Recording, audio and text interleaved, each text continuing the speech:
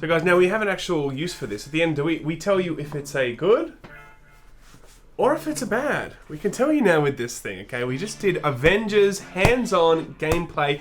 I think it's like the first couple of people, or a couple of events that are actually letting you go hands-on with the Avengers game. Yeah. So I feel like we're a little bit special. I haven't seen the media outlets or other YouTubers really cover this yet, or maybe I haven't looked hard enough. I'm not sure, but we're gonna let you know what we think of Avengers. Here we go, I guess. Here we go. Here we go.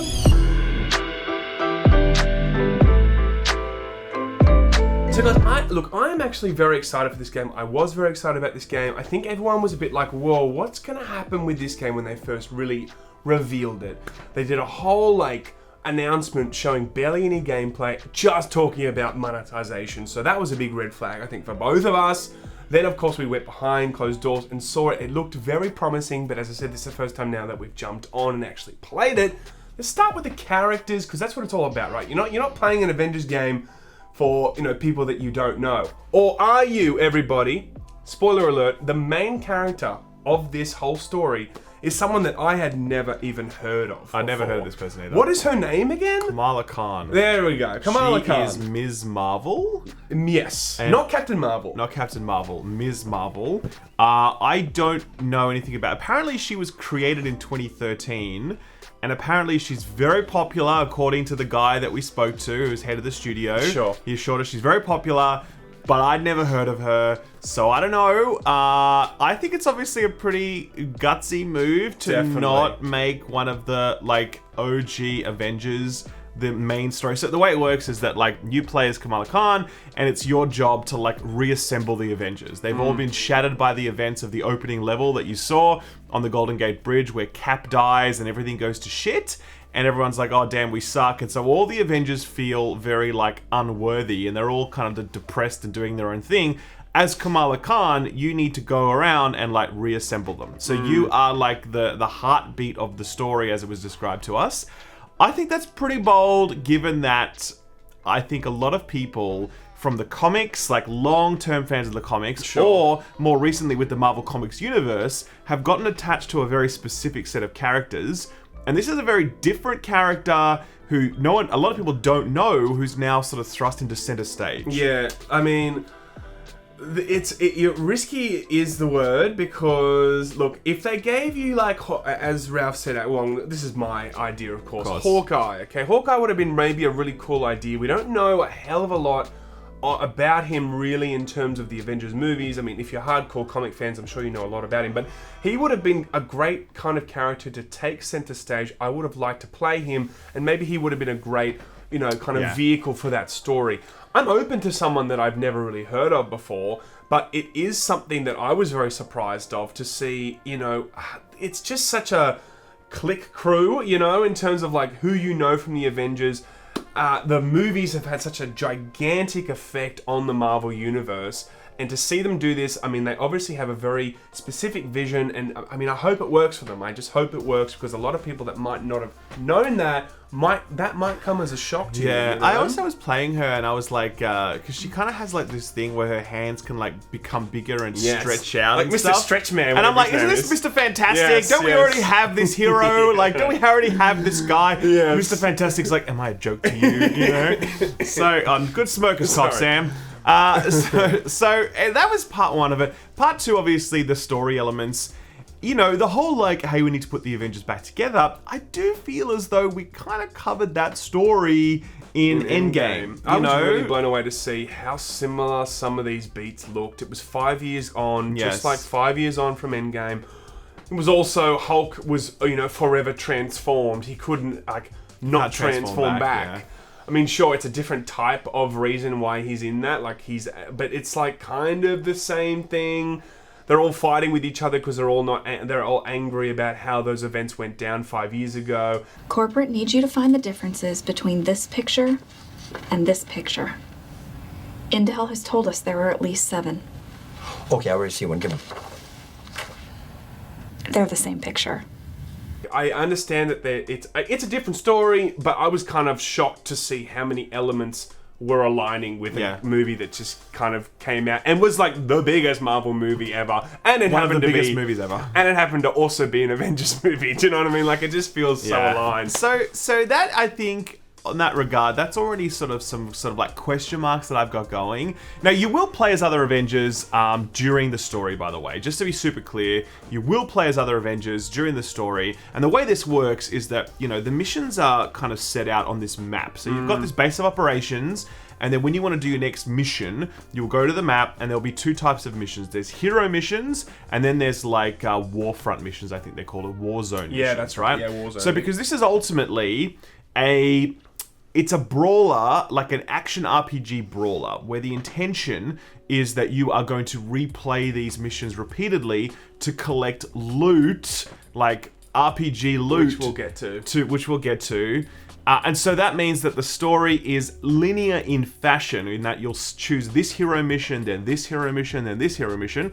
But anytime you can split off and do co-op or single-player Warzone missions, right? So people are asking, how does it work co-op versus single-player? Single-player is hero missions. You do them on your own. They advance the story. They're with Kamala Khan or the other Avengers as you unlock them. Yep. The Warzone missions you can do from the very start, and you can After the tutorial, and you can immediately jump in with all of the Avengers. Or actually, no, you need to unlock them first before you can do them. Yep. And then you can play co-op with your buddies, right? That's how that works. Yeah, look, it's an interesting way to do it because I was really thinking this is just going to be a linear story in terms of like certain beats will require certain heroes, but to see them go down the hub world, I think it opens up the ability for replayability, for additional content in a more flexible way. So sure, like I kind of see why they would have wanted to do that. Again, not what I originally thought. I was not expecting a hub world. I was really expecting like from, you know, an interface, mission select maybe, and that's kind of it. So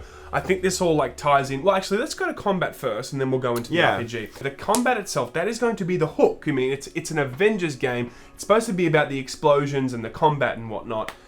Now, we have different opinions here. Do I think that this is a bad combat system? No. I think that they have a big job on their hands, multiple different characters, more on the way, I'm sure, that they're already working on. It's going to be really difficult to make them feel as good as Spider-Man. A lot of people might be kind of jumping into this game and thinking, oh, well, I played Spider-Man and Spider-Man felt absolutely fantastic. But they had like 3 or 5 years just to work on the Spider-Man mechanics. They have so many characters here that they're going to be trying to work on and make them feel great. And for me, it kind of felt like a semi-job well done from what I've played. It wasn't like, oh my god, this is incredible, but I felt like the massive task on their hand with so many characters kind of feels like they're giving this the best go they can, and it's kind of on track. I feel like the combat was pretty good. I don't think it was bad at all. But I do feel as though it felt like not as good as Spider-Man, not as good as God of War. You know, particularly when I was playing Thor, I'm like, all right, cool. I know how this character feels because I just played God of War, where I'm throwing a hammer and pull it back and whatever. Yeah. It just feels like a not as tight version of God of War, etc. You know, so to be fair though, as Sam said, there's multiple characters. They need to design different combat. It's not just about designing combat for Kratos, it's designing combat for like the whole roster. So I get that, but I did feel as though I wondered how long this combat is really going to last. Yeah. You know, in the sense that and that's like my worry too. Yeah, it doesn't feel that deep. Like this feels like, you know, those like Marvel Ultimate Alliance 3D brawlers. It feels kind of like that, but just a little bit more depth to it.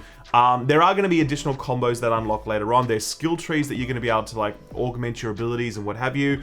And then there's obviously the RPG loot game, which will further augment that. So that depth is meant to come from that. But it just, right now it's feeling like, because we played with Kamala Khan and we played with all 4 of the Avengers that have been revealed. We played Hulk, Cap, Black Widow, and who am I missing? Iron Man. So we played with all of them. We got a sense of how each of them feels at their most basic level. Sure. But yeah, as I said, I wasn't super convinced that like, oh yes, this is the combat that I'm going to love to play for like 50 to 60 hours plus, because this game definitely envisages that you play it for a very long time. Yeah, I agree with that. I mean, do I think that the current combat mechanics will keep me around for 100 hours? Probably not. I'm not sure if it was just a jarring experience of me having to jump onto new mechanics and I hadn't fully got there yet in terms of like embracing them, or that the skill tree and the combo tree hadn't evolved enough through my gameplay that I could really experience the depth of those characters. It could be one of those, you know? But I'm really leaning towards, is this combat system a bit more elementary kind of thing? Is it just kind of like it's a bit simpler, you know? It's just I think that's really what I'm thinking it's going to be when it comes out. And again, I think that will affect the replayability, but the environment also, right? The environment also, like, you can grab onto things as Hulk. They're definitely trying to embrace that whole, like, Avengers, everything's blowing up, and the whole kind of environment. It's a lot of spectacle, for sure. A lot of spectacle. They've obviously taken either notes from Avengers or notes from the latest Spider-Man, you know? I think that Spider-Man did a great job making you feel like you're in the middle of a Spider-Man movie, if not an Avengers movie. Some of those moments were so incredible and big. So they've got a big task on their hands. Now, when you're actually on the San Fran Bridge, it does, at moments, definitely kind of emulate that. So I do feel like they're on the right track. And again, they're also like implementing environmental things that each hero can do. Each hero will kind of interact with that environment differently, you know? I think the other hook is the RPG loot game. So this is that you unlock items as you play, and they augment your abilities, so you can get a certain type of blaster upgrade for, you know, repulsor upgrade for Iron Man, or some better shorts for Hulk, I don't know. Sure. And then as you play missions, you level up those pieces of gear to further unlock more stats within them. I know that people are immediately going to roll their eyes at this sort of system because of, like, Breakpoint, for example. And it's a big talking point right now of, like, why does every game need to be an RPG with a loot game, etc.? It's a good question to ask, but I do think it's important to remember that it's not a question that is relevant in every situation. Like, you can implement these tools well. I'm not saying this is good. I certainly have my doubts about this. I'm just saying that it's too early to really say this doesn't work. You know what I mean? Like, definitely have some question marks, but I'm not swearing it off yet. I think it comes down to what is the intention of the developer. Now, if they're going to be putting in shitty, grindy, or RPG elements that just completely brick the whole experience because they're trying to make you spend in the actual store, that's shit. This one, clearly, we've had the conversation with the dev. He was like, look, none of this stuff that we're implementing in terms of the RPG mechanics or anything of that nature is monetized. The only thing that you can monetize is the skins. And I know we're jumping a little bit ahead, but it's important to know that, because I think here the RPG elements are just to try and promote replayability. It's not to promote the store. So I'm okay. I agree with that 100%. So I'm okay with that developer's vision of, like, we want to try and implement RPG elements and see if it can fit in a brawler and keep people around for longer. And look, if it kind of creates a deeper, more interesting experience, then I'm okay with trying that, you know. And if that doesn't work, fine. But again, if I knew from the get-go right now that it was a monetization decision, I'd be like, nah, screw that. This whole game from the ground up is built in a way to annoy you. But in this way, I don't think it is, because it's just going to be the skins in terms of monetized products in the store. So I'm interested to see how they want to, you know, use that RPG element to actually make the game more interesting, not more grindy. You know? Yes, I hope so. I mean, at the end of the day, this is a live service game. This is very proudly stated that it is a live service game. It does plan to offer more story beats, more characters, more missions, etc. Ongoing for free, monetizing exclusively, which is a bold claim. Like, cosmetics. That's hard. Yeah, so yeah. I mean, I don't, again, cool. If this is where this game wants to go and it does a really good job of it, then I'm all for that. I guess I'm just naturally very skeptical of any game that claims to be a live service, because I ask one simple question: why can't you just sell me the full thing and then just move on to a sequel? Like, I'm okay with that. Like, I'm okay with you just doing it all and it's there and it's like done, and then after that we can wait another 2-3 years for another game. Like, I'm fine with that, because I think the live service model has way more cautionary tales than it does success stories. So I'm naturally very skeptical whenever this sort of stuff is sort of put. Sure, I hear you. There's a lot of games that have come out and really kind of destroyed themselves by becoming live services, and they just don't deliver. I hear that. If they're going to be giving free content along the way, and that's their drip feeding, like they're drip feeding you free content, as well as giving you a full hopefully, I mean, I'm assuming here, but it sounded like it was going to be a full campaign at the beginning. They were going to add, that it was going to be additional content following that with additional heroes. I'm okay with that personally, because as I said, if it's going to be free and they're monetizing in a different way that doesn't affect the gameplay or the grind, I'm kind of okay with that. So I know that live service has become a dirty word. I agree with that totally. In terms of like, a lot of people just go, here we go. We've seen it all before. But with this, I mean, maybe it could be different because, as I said, everything that they are going to be adding is free. So when it is implemented, I don't know if it's going to be from a monetization standpoint where they're going to be like deciding what they want to hold back in terms of content and what they want to put in. I think it's like a different equation here, you know? Yeah, well, we will see. I mean, look, ultimately, I'm still looking forward to playing this game. Yeah. You know what I mean? I definitely am. Because at the end of the day, all I want is a fun Avengers brawler where I get to beat up shit as Thor. Like, that's it, you know? And whether or not I will think of this as a game of the year, whether or not I think this is a game I want to play for 500 hours and keep grinding all the loot, that's not really what I'm going into this for. I'm going into it for a campaign where I get to play for 15, 20 hours and beat up shit as Hulk. And if I get to do that and it's fun, then that's mission accomplished for me. But I know a lot of other people have many, like, different expectations for this sort of thing. And I'm going to say, for those people, I think you might... I don't know if this game is necessarily on track for that. Sure. I have some question marks there, but I definitely feel as though I'm going to have a fun 15 to 20 hours beating up shit as Hulk. That's my view. Yeah, I hear you. I think that some people might be disappointed by the structure of the game, by this whole hub world RPG element thing. But again, I'm hopeful, sitting down with the dev and hearing his passion, hearing that it's a very unmonetized product in terms of the actual content. I'm really hopeful that they actually do have their mind in the right spot, that they want to give a really great game.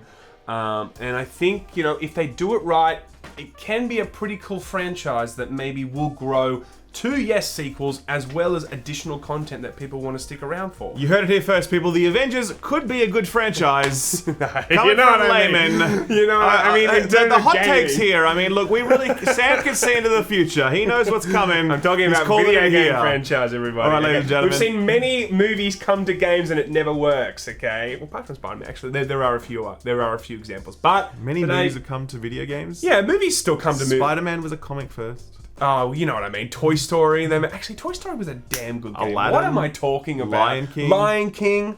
Guys, don't listen to me. I agree. Okay? That's it. That's the end of the episode. Laymen alive. Laymen alive. Whatever.